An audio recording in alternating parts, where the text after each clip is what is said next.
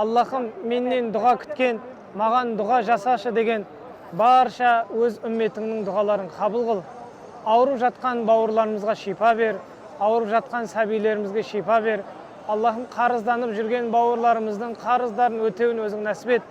Я Раббым Алла, үйсіз күйсіз жүргендерге өзің қайырлысымен баспана бер. Аллахым, ұрпақ сүймей жүрген жандарды Аллахым өзің қайырлы, салих перзенттер Аллахым өзің нәсіп ет. Әрбір қазақтың шаңырағында береке, бірлік, жақсылық болсын.